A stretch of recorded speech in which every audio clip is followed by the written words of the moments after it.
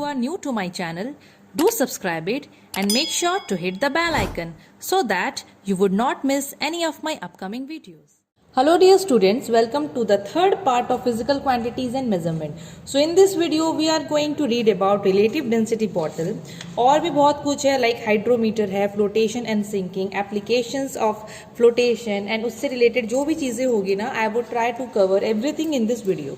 So now without wasting any time let's get started with the video. So बच्चों देखो इससे पहले second part में ना हम लोग रिलेटिव डेंसिटी के बारे में पढ़ चुके हैं, ठीक है। जो रिलेटिव डेंसिटी में we compare density of two things, जिसमें से एक चीज़ तो वाटर का होता है, density of water at 4 degree Celsius, and second चीज़ जो होता है वो हम लोग कोई भी गिवन सब्सटेंस को कंसिडर कर सकते हैं, ठीक है। यहाँ पर रिलेटिव डेंसिटी बॉटल, एक बॉटल के बारे में हम लोग पढ़ेंगे जो कि कुछ इस टाइप से दिखता है। आप लोग अपने बुक में देखना, आप लोगों को प्रॉपरली दिखेगा, बिकॉज यहाँ तो डायग्राम कुछ इस टाइप से लाइक ऐसे ही मैं बना दी हूँ, ठीक है। आप लोगों के बुक में अच्छे से एकदम प्रॉपरली मैंशनड होगा रिलेटिव डेंसिटी बॉटल का डायग्राम। तो ये एक बॉटल होता है बच्चों, ठीक है, जो कि एकदम ग्लास का बना हुआ रहता है, ठीक है। स्मॉल, छोटा सा, डिपेंड करता है, वो साइज डिपेंड करता है, छोटा बड़ा कुछ भी हो सकता है। तो यहाँ पर ये आप लोगों को जो सामने बॉटल दिख रहा है ना, इसको हम लोग बोलते हैं रिलेटिव डेंसिटी बॉटल। तो रिलेटिव डेंसिटी बॉटल का काम क्या होता है? To measure density of a liquid. कोई भी लिक्विड का हम लोग डेंसिटी मेजर कर सकते हैं, कोई भी लिक्विड का हम लोग डेंसिटी मेजर कर सकते हैं with the help of this relative density bottle, ठीक है। तो रिलेटिव डेंसिटी बॉटल को ना हम लोग एक और नाम से बोल सकते हैं, that is specific gravity bottle. तो मैं यहाँ पर मेंशन कर दी हूँ SG, like specific gravity bottle. तो रिलेटिव डेंसिटी बॉटल को हम लोग स्पेसिफिक ग्रेविटी बॉटल भी बोलते हैं। अब थोड़ा सा कंस्ट्रक्शन देख लेते हैं कि किस टाइप से बना हुआ है, क्या है, जो भी है। तो आप लोग बच्चों डायग्राम ध्यान से देखो, अपने बुक में देखो, जिसको यहाँ देखना है यहाँ देखो, बट बुक में ज़्यादा अच्छे से समझ में आएगा। तो ये ना बेसिकली ग्लास का बना हुआ रहता है और इसमें ना स्टॉपर होता है, ये आप लोगों को दिख रहा है, आप लोगों के बुक में भी लाइक स्टॉपर मेंशन्ड होगा। और इसमें ना फाइन कैपिलरी ट्यूब होता है, ये पतले से जो ट्यूब होते हैं ना उसको कैपिलरी ट्यूब बोलते हैं, ठीक है। तो इसके अंदर में क्या है, सबसे पहला तो ये कांच का बना हुआ रहता है बॉटल, एंड इसमें स्टॉपर होता है, साथ में पतला सा कैपिलरी ट्यूब होता है, एंड इसकी कैपेसिटी फिक्स्ड होती है, अलग अलग कैपेसिटी की आती है ये, इसकी कैपेसिटी फिक्स्ड होती है, ठीक है। So when the bottle is completely filled with a liquid, मतलब सबसे पहले हम लोग को क्या करना है ना, पानी मतलब ये जो बॉटल है इसको एकदम कम्प्लीटली, जो भी आप लोग लिक्विड ले रहे हो जिसका डेंसिटी मेजर करना है उसको कम्प्लीटली ऊपर तक पूरा भर दो। फिर जब आप लोग स्टॉपर यहाँ पर इंसर्ट करोगे बंद करने के लिए, तो एक्सेस पानी क्या होगा, जब आप लोग ऊपर तक पहले पानी फिल कर लोगे फिर आप लोग स्टॉपर से बंद करोगे, तो excess liquid rises up through the capillary tube. जो एक्सेस पानी होगा वो कैपिलरी ट्यूब के ऊपर ऊपर चढ़ेगा एंड ड्रेन्स आउट, और बाहर की तरफ से वो निकल जाएगा, ठीक है, निकल जाएगा। This ensures that bottle always contains a fixed volume of any liquid filled in it. मतलब इससे क्या आता है ना, ये श्योरिटी रहता है कि हाँ ये जो बॉटल है उसमें पूरा फिक्स्ड वॉल्यूम होगा। उसके बाद हम लोग वो डेंसिटी आराम से निकाल सकते हैं, जो कि आप लोगों को पता है किस टाइप से निकालते हैं। ये एकदम ज़्यादा इससे रिलेटेड कुछ आता नहीं है बच्चों, बस आप लोग उसको देख लेना, ठीक है ना, ज़्यादा नहीं आता है।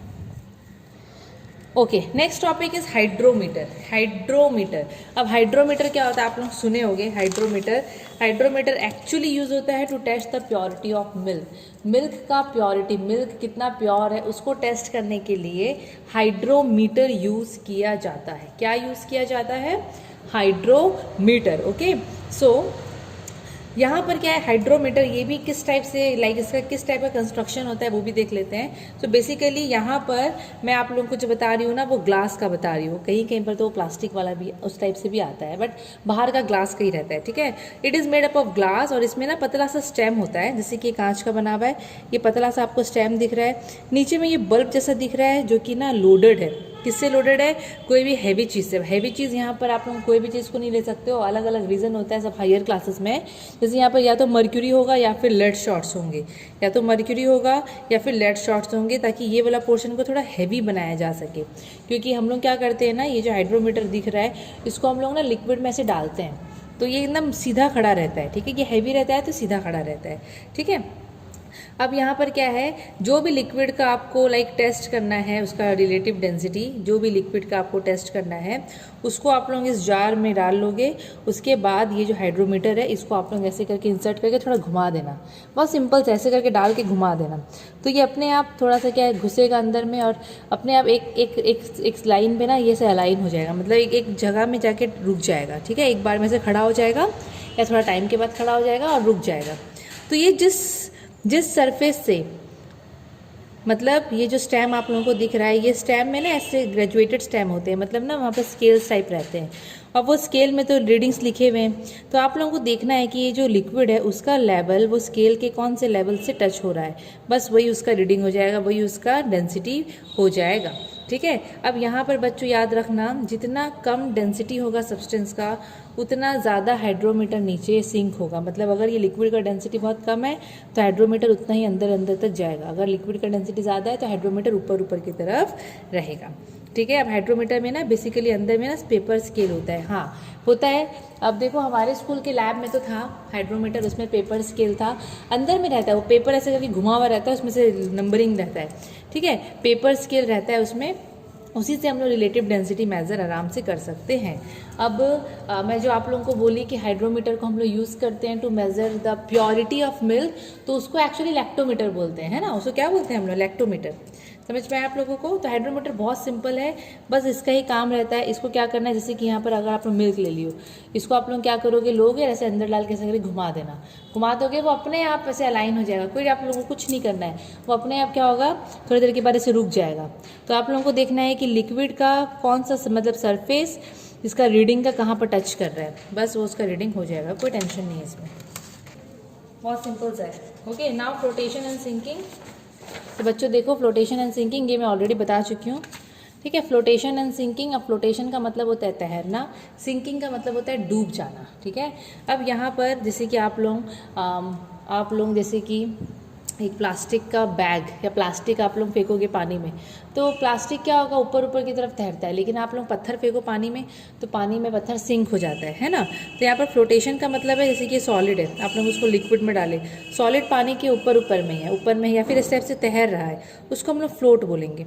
अब ऐसा क्यों होता है, देखो एक्चुअली क्या है ना, यहाँ डेंसिटी का काम है। क्या काम है डेंसिटी का? यहाँ पर पानी का डेंसिटी या फिर जो भी लिक्विड आप लोग लोगे, आप लोगों को उसका डेंसिटी मेज़र करना है। मेज़र क्या करना है, आप लोगों को वैल्यू एक्चुअली पता रहेगा, और जो सॉलिड है उसका डेंसिटी आप लोगों को थोड़ा ध्यान में रखना है। अब ये दोनों का डेंसिटी कंपेयर करना है। जैसे कि लिक्विड में यहाँ सॉलिड आप लोग डाले, जैसे कि पानी में आप लोग डाले हो प्लास्टिक, आप लोग देखिए प्लास्टिक तैर रहा है, फ्लोट कर रहा है, तो कोई भी चीज़ तैरेगा मतलब वो हल्का है ना। तो यहाँ पर यही आप लोगों का कंक्लूजन है कि डेंसिटी ऑफ सॉलिड, जो भी सॉलिड लिए अगर वो तैर रहा है दैट मीन्स उसका डेंसिटी कम है, किससे? लिक्विड से। वो हल्का है इसलिए वो तैर रहा है। लेकिन सेकेंड केस में अगर कोई चीज़ डूब जा रहा है अंदर की तरफ, मतलब वो भारी है, दैट मीन्स उसका density is more than liquid, liquid की कंपैरिजन उसका डेंसिटी ज़्यादा है। तो फ्लोटेशन एंड सिंकिंग में ना बच्चों यही है, ज़्यादा इसमें दिमाग नहीं लगाना है। कुछ अगर एक्स्ट्रा होगा तो मैं वो आप लोगों को बताते जा रही हूँ। ठीक है। अब जैसे कि मैं अगर आप लोगों को बोलूँ, अगर एक सॉलिड है, जैसे कि एग्जांपल अगर मैं यहाँ पर, चलो यही पेज में बता देती हूँ, आप लोग बस कंफ्यूज मत होना। जैसे कि ये पानी है, वाटर है, आप लोग लोहा डाले, आयरन का पीस डाले। ठीक है। आयरन का पीस पानी में डालोगे तो वो अंदर चला जाएगा, नीचे में जाके वो सिंक हो जाएगा। लेकिन वही आयरन को आप लोग मर्क्यूरी में डालो, मर्क्यूरी एक लिक्विड होता है जो थर्मोमीटर में पाया जाता है, वही आयरन को आप लोग मर्क्यूरी में डालो, वो फ्लोट करेगा। वो क्या करेगा?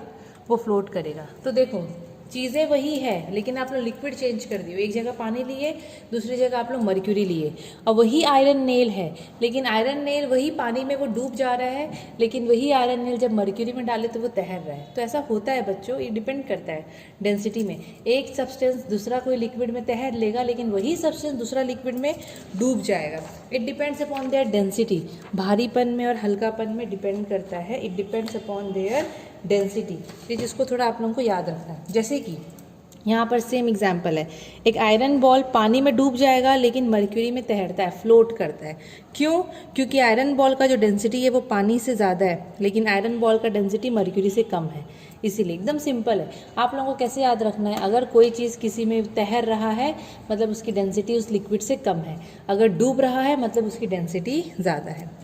आइस फ्लोट्स ऑन वाटर, बर्फ़ पानी में तैरता है, लेकिन किरोसिन में आप लोग डालोगे तो डूब जाएगा।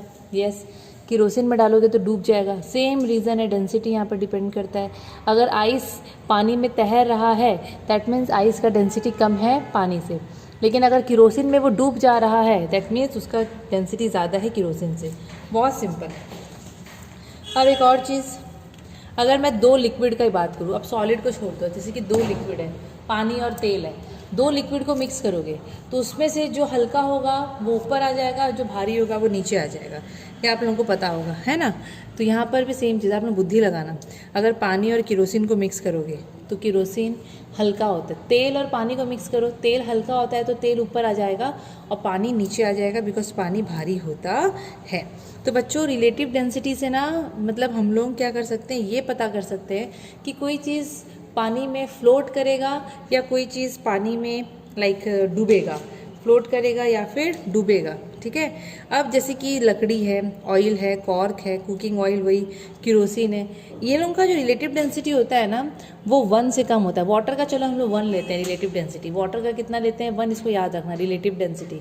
अगर कोई भी चीज़ का रिलेटिव डेंसिटी पानी से कम है, जैसे कि पानी से कम है, यहाँ पर बोला है ना 1 से कम, मतलब पानी का पक्का 1 होगा, अगर 1 से कम है तो वो चीज़ तैरेंगे, तभी तो कॉर्क तैरता है, कुकिंग ऑयल की रोशनी से पानी में तैरते हैं। लेकिन अगर जैसे कि लोहा ले लो, आयरन ले लो, आप लोग चांदी ले लो, सोना ले लो, एल्यूमिनियम ले लो, ठीक है, तो ये सब का रिलेटिव डेंसिटी मोर देन 1 होता है, इनका वैल्यू 1 से ज़्यादा आता है। जब हम सॉल्व करते हैं ना तो इनका वैल्यू 1 से ज़्यादा आता है। अगर मोर देन 1 आया दैट मीन्स ये लोग भारी और ये लोग सिंक हो जाएंगे। तो इस चीज़ में भी ना कंफ्यूज नहीं होना है, एकदम सिंपल सा चीज़ है। Now applications of flotation. अभी फ्लोटेशन का एप्लीकेशन देखो बच्चों, बहुत सिंपल है, बहुत सिंपल है। Flotation of application of flotation देखो, सबसे पहले यहाँ पर ना क्या किया है ना, वैक्स को लिया, जो मोम होता है उसको लिया, मोम का रिलेटिव डेंसिटी दे दिया है 0.93। अब इसको आप लोग कंपेयर करो 1 से कम है तो मोम फ्लोट करेगा कि सिंक करेगा, डेफिनेटली फ्लोट करेगा। ठीक है। दूसरा आप लोगों को मैं बता दूं कि अगर मैं 2 वाटर को कंपेयर करूं, एक होता है सी वाटर, एक होता है रिवर वाटर। तो जो सी वाटर होता है समुद्र का पानी, उसमें बहुत सारे डिजॉल्व सॉल्ट मिनरल्स बहुत सारे पाए जाते हैं, और जो रिवर वाटर होता है ना उसमें ऐसे डिजॉल्व सॉल्ट इतने सारे ऐसे नहीं होते हैं। ठीक है, मिनरल्स होंगे पर सी वाटर में बहुत भयंकर टाइप से होते हैं। तो अगर सी वाटर में सॉल्ट बहुत ज़्यादा है तो उसका डेंसिटी भी बहुत ज़्यादा होता है, सी वाटर का डेंसिटी काफ़ी ज़्यादा होगा। ठीक है, तो हम लोग के लिए जैसे कि आप तैर रहे हो, चलो आपको यहाँ तैरा देते हैं, जैसे कि ये वाटर है, सी वाटर है, ये है सी वाटर। ठीक है, और यहाँ पर हम लोग तैर रहे हैं। ठीक है, अब हम लोग को पता है सी वाटर में बहुत सारे सॉल्ट घुले हुए हैं, तो बहुत सारे सॉल्ट घुले हैं तो डेंसिटी बहुत ज़्यादा हाई होगा इसका, बहुत मोर मतलब बहुत हाई होगा डेंसिटी, और इसी कंपैरिजन हमारी डेंसिटी कम है तो हम आराम से तैर पाएंगे, फ्लोट करने का चांस बहुत ज़्यादा होता है। लेकिन अगर वही रिवर वाटर है, अगर वही रिवर वाटर है और हम लोग तैर रहे हैं, तो कंपेयर अगर करते हैं, ऐसा नहीं कि रिवर में नहीं तैर सकते, अरे डेफिनेटली स्विम कर सकते हैं जिसको आता है, लेकिन अगर कंपेयर करते हैं तो रिवर वाटर का डेंसिटी कम होता है सी वाटर से, क्योंकि उसमें से डिजॉल्व सॉल्ट नहीं होते हैं। तो हम लोग को दिक्कत आती है थोड़ी तैरने में, बिकॉज डेंसिटी इशू हो जाते हैं। अब यहाँ देखो मैं क्या लिखी हूँ, इट इज़ ईजियर, ये क्वेश्चन आता है बच्चों एग्जाम में, ये गिव रीजन में आएगा। It is easier to swim in sea water than in river water. क्यों? क्योंकि sea water has lots of dissolve salt in it which makes it very dense, क्योंकि उसको बहुत ज़्यादा डेंस बना देता है। अभी ice floats on water as the density of iceberg is less than water. आप लोग देखे होंगे आइस जो है वो फ्लोट करता है पानी में, बर्फ। क्यों? क्योंकि उसका डेंसिटी कम होता है ना, पानी से, इसीलिए। River water has lower density than sea water. A ship loaded with cargo submerges more in river water than in sea water. अब ध्यान से बच्चे लोग फिर से यही डायग्राम देखो, सपोज आप लोग रिवर सी दोनों वाटर में आप लोग जा रहे हो, ठीक है, और एक शिप है जो कि कार्गो से एकदम हैवी लोड से एकदम भरती है। कार्गो क्या होता है आपको पता होगा ना, जो भारी भारी वो सामान वामान लेके शिप जाता है ना, उसको हम लोग बोलते हैं कार्गो। बहुत सारा सामान होता है उस पर, लोडेड रहता है शिप। सपोज एक शिप है जो कि फुल्ली लोडेड है कार्गो से। अब कार्गो होता है बहुत सारा जो सामान वामान लोड होता है ना शिप में, हम लोग उसको बोलते हैं कार्गो। और वो शिप अगर सी वाटर में जा रहा है, ठीक है, सेम शिप को आप लोग ले लो जो रिवर वाटर में जा रहा है, तो बच्चों देखो रिवर वाटर का डेंसिटी ना कम होता है, रिवर वाटर सी वाटर के कंपैरिजन थोड़ा कम डेंस होता है। ठीक है, तो ना रिवर वाटर में जब शिप उतरता है ना तो वहाँ पर वो ज़्यादा अंदर की तरफ डूबता है as compare to sea water. क्यों? क्योंकि सी वाटर का डेंसिटी ज़्यादा है तो वहाँ फ्लोटेशन का चांसेस ज़्यादा होते हैं, बट रिवर वाटर का डेंसिटी कम है तो वहाँ पर फ्लोटेशन का चांसेस होते हैं पर उतने नहीं होते। मतलब ऐसा नहीं मैं बोल रही हूँ कि डूब जाएगा आपका शिप, लेकिन वो ज़्यादा सबमर्ज होता है, ज़्यादा पानी के कॉन्टेक्ट में आता है, ज़्यादा अंदर की तरफ वो सबमर्ज होकर रहता है। ठीक है, इसीलिए बोलते हैं कि अगर हम लोगों को रिवर वाटर में प्रिवेंट करना है सिंकिंग ऑफ अ शिप, अगर आप नहीं चाहते हो कि आपका शिप पानी में डूबे, तो आप लोगों को ना एक हिसाब से अपने शिप में सब कार्गोज लोड करना चाहिए। मतलब उसका वेट का बात कर रही हूँ मैं, ऐसा नहीं कि आपने एक्स्ट्रा वेट डाल दिए तो डेफिनेटली रिवर में चांस होगा कि आपका जो शिप है वो सिंक हो सकता है। इसीलिए it is very important to limit the weight of the cargo to prevent the sinking of a ship in river water. उसके बाद आता है प्लिमसॉल लाइंस। ठीक है, तो प्लिमसॉल लाइंस क्या होते हैं? देखो, प्लिमसॉल लाइंस ना शिप के ना एक जो हल होते हैं उसमें ना मार्किंग्स होते हैं। आप लोग यहाँ पर डायग्राम में देखो, साइड में, बुक में तो शायद नहीं दिया होगा इसका डायग्राम, बट आप लोग यहाँ देख लो, साइड में मैं आप लोगों को शो कर रही हूँ। तो ये जो आप लोगों को लाइंस दिख रहे हैं ना, ये कुछ ऐसे लेवल्स होते हैं, मतलब ये एक लिमिटेशन होता है कि यस ये लिमिट तक आप लोग आप लोड कर सकते हो कार्गोज को। जैसे कि सपोज शिप को पानी में उतार दिए, पहले ऐसे ही करते हैं, शिप पानी में रहता है, डेफिनेटली पानी में रहता है, उसके बाद उसमें सामान लोड किया जाता है। जब सामान लोड किया जाता है तो उसकी वजन से ना शिप पानी में अंदर की तरफ ऐसे ऐसे डूबता है। ठीक है, अंदर घुसता है, वो सबमर्ज होता है। तो प्लिमसॉल लाइन जैसे बहुत सारे रहते हैं, तो प्लिमसॉल लाइन जो होते हैं ना वो मार्किंग होते हैं जो कि इंडिकेट करता है कि किस लेवल तक, मतलब सेफ्टी लेवल क्या है, क्या सेफ्टी लिमिट है जिस लेवल तक शिप को हम लोग लोड कर सकते हैं। ज़्यादा होने से दिक्कत होता है। ठीक है, तो शिप को यूजुअली लोड करते हैं बिलो इट्स प्लिमसॉल लाइंस के नीचे। ठीक है, वो ज़्यादा एक्स्ट्रा कर देंगे तो फिर डूबने का काफ़ी चांसेस रहता है। तो ये सब ना जो एप्लीकेशंस है बच्चों, ये बहुत इंपॉर्टेंट है, ये ना आप लोगों को याद रखना है, बिकॉज यहाँ से ना बहुत सारे क्वेश्चंस आते हैं। उसके बाद जो नेक्स्ट टॉपिक है that is density and temperature. मतलब यहाँ पर उनका ना रिलेशन के बारे में हम लोग पढ़ेंगे, variation of density with temperature. मतलब डेंसिटी का टेम्परेचर के साथ क्या रिलेशन है, कैसे वेरी करता है, सबसे पहले हम लोग वो देखेंगे। ठीक है, लेकिन उससे पहले डेंसिटी और टेम्परेचर ये दो जन का बात हो रहा है। टेम्परेचर का मतलब आप लोगों को पता है, डेंसिटी का मतलब होता है मास बाय वॉल्यूम। डेंसिटी का मतलब क्या होता है? मास बाय वॉल्यूम। तो यहाँ पर डेंसिटी वॉल्यूम से भी रिलेटेड है, डेंसिटी मास से भी रिलेटेड है। और अगर मैं बात करूँगी वॉल्यूम और टेम्परेचर का, तो बच्चों वॉल्यूम और टेम्परेचर डायरेक्टली प्रोपोर्शनल होते हैं एक दूसरे से। कैसे? जैसे कि आप लोग कोई भी चीज़ का टेम्परेचर बढ़ाओगे, ठीक है, सपोज एक तो गैस है, आप लोगों को गैस को हीट करोगे, टेम्परेचर बढ़ाओगे तो वो गैस फैलता है। ऑब्वियसली कोई भी चीज़ को गर्म करने से वो फैलता है कि नहीं फैलता है? फैलता है मतलब उसका वॉल्यूम बढ़ जाता है, वॉल्यूम बढ़ जाता है। तो वॉल्यूम और टेम्परेचर एक दूसरे से डायरेक्टली प्रोपोर्शनल है। तो ना हम लोग उसको ऐसे शो कर सकते हैं कि volume is directly proportional to temperature. मतलब अगर टेम्परेचर बढ़ाएंगे तो वॉल्यूम बढ़ेगा, अगर टेम्परेचर घटाएंगे तो वॉल्यूम घटेगा। और वॉल्यूम डेंसिटी से उल्टा रिलेशन है, इन्वर्स रिलेशन है। अगर मैं वॉल्यूम को यहाँ पर कम करूँगी, वॉल्यूम को मैं कम करूँगी तो डेंसिटी बढ़ जाएगा, क्योंकि उल्टा रिलेशन है, आप लोगों को दिखता होगा। देखो बच्चों, मैं आप लोगों को एक चीज़ बता दूँ, एक मिनट। अगर आप लोग ऐसे फॉर्मूला में इस टाइप से देखते हो, density is equal to mass by volume, आप लोगों को यहाँ दिख रहा है डेंसिटी यहाँ ऊपर में और बाय में, मतलब डिनोमिनेटर में यहाँ पर वॉल्यूम है। तो अगर मैं इन दोनों का रिलेशन को कंपेयर करूँगी ना, तो इन दोनों उल्टा रिलेशन होते हैं, इन्वर्स होते हैं। एक बढ़ेगा तो दूसरा घटेगा। ठीक है, और सामने सामने वाले हमेशा डायरेक्ट प्रोपोर्शनल होते हैं, डायरेक्टली प्रोपोर्शनल, मतलब एक इंक्रीज होगा तो दूसरा भी इंक्रीज होगा। ठीक है, तो अगर वॉल्यूम, अगर हम लोग fixed mass of a substance, suppose आपके पास एक सब्सटेंस है जिसका मास एकदम फिक्स्ड है, अगर आप लोग वॉल्यूम कम करोगे मतलब ऐसे, जैसे कि नॉर्मली एक सब्सटेंस है जिसका वॉल्यूम इतना था और आप लोग उसको इतना कर दिए, ठीक है, तो उसके मॉलिक्यूल्स और पास पास आ गए, तो वो और डेंस होगा कि नहीं होगा? वो और घना होगा, डेफिनेटली डेंस होगा। ठीक है, तो अगर मैं वॉल्यूम को डिक्रीज़ करूँगी तो डेंसिटी इंक्रीज़ होगा, और उसका उल्टा अगर वॉल्यूम को इंक्रीज़ करूँगी तो डेंसिटी डिक्रीज़ होगा। लेकिन सॉलिड के केस में ना इतना कुछ चेंजेस नहीं होता। जब हम लोग कोई भी चीज़ को गर्म करते हैं या ठंडा करते हैं तो इतना ज़्यादा वॉल्यूम में देखने को चेंजेस नहीं मिलता है सॉलिड के केस में, ये आप लोग ऑलरेडी पढ़ चुके हो। ठीक है, लेकिन अगर लिक्विड को अगर आप लोग हीट कर रहे हो, सपोज आपके पास एक लिक्विड है, लेकिन अगर आप लोग एक लिक्विड या फिर गैस को हीट कर रहे हो, हीट करोगे तो वॉल्यूम बढ़ेगा टेम्परेचर के साथ और डेंसिटी घटेगा, है ना। अगर आप लोग ठंडा करोगे तो वॉल्यूम घटेगा और डेंसिटी बढ़ेगा। तो वॉल्यूम और डेंसिटी का हमेशा याद रखना बच्चों, हमेशा उल्टा रिलेशन होता है। इसके बाद जो टॉपिक है वो है convection current in liquids and gases. देखो बच्चों, अब ये क्या है, अभी जो लिक्विड्स एंड गैसेज होते हैं आप लोग ऑलरेडी पहला चैप्टर में इससे रिलेटेड पढ़े हो, तो ज़्यादा डिस्क्राइब नहीं करने से भी चलेगा। लिक्विड एंड गैसेस को हम लोग फ्लूइड्स बोलते हैं, आप सबको पता है, because they have the tendency to flow. वो लोगों का टेंडेंसी होता है कि वो लोग फ्लो कर सकते हैं, सॉलिड फ्लो नहीं करता है ना। और आप लोग ये भी जानते हो कि जो हॉट एयर मॉलिक्यूल्स या हॉट पार्टिकल्स होते हैं वो लोग हमेशा हल्के होते हैं, और हल्की चीज़ हमेशा ऊपर की तरफ भागते हैं। So hot air rises upward, मैं यहाँ लिखती हूँ, एंड ठंडे चीज़ भारी होते हैं तो वो लोग हमेशा नीचे की तरफ आते हैं।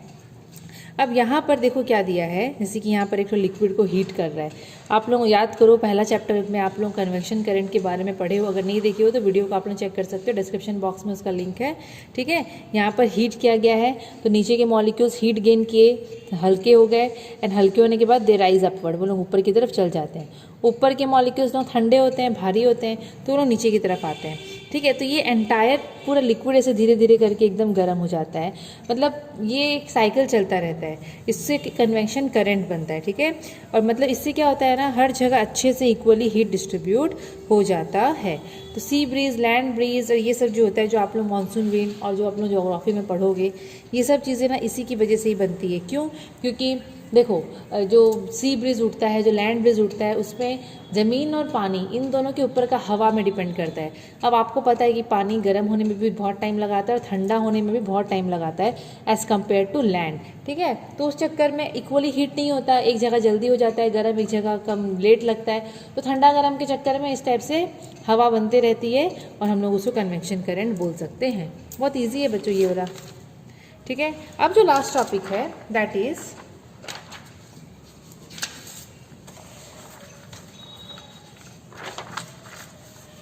Comparison of densities in 3 states of matter. अभी हम लोग डेंसिटी कंपेयर करेंगे 3 स्टेट ऑफ मैटर में।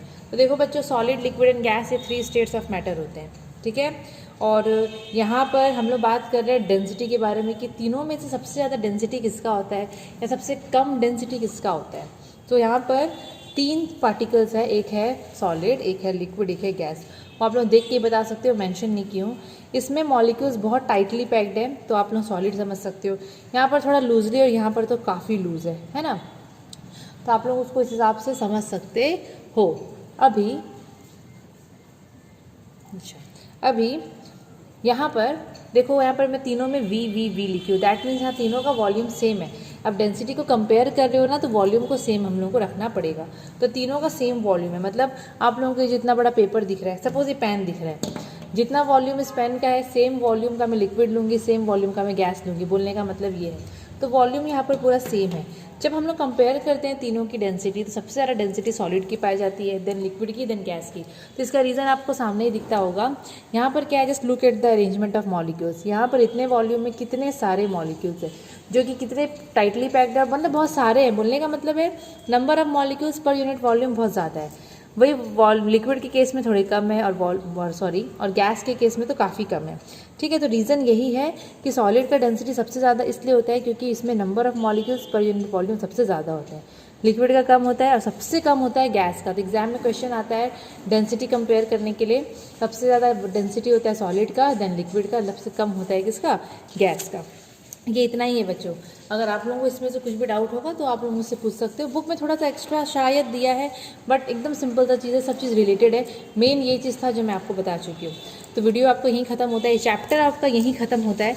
इसके बाद जो चैप्टर है that is force and pressure, तो उसको भी हम लोग बहुत जल्दी स्टार्ट करेंगे। और इसमें से आपको अगर कुछ भी डाउट होगा तो आप लोग आराम से मुझसे क्लियर कर सकते हो, बिकॉज इसका जो एक्सरसाइज है मैं देख रही हूँ थोड़ा सा अलग टाइप से दिया है। लाइक खाली ये चैप्टर का नहीं बोल रही हूँ मैं, आगे का भी बोल रही हूँ। कुछ भी डाउट होने से आप लोग आराम से एकदम फ्रीली क्लियर कर सकते हो। अगर आप लोगों को वीडियो अच्छा लगा हो बच्चों, तो लाइक एंड सब्सक्राइब ज़रूर से कर दीजिएगा। Thank you.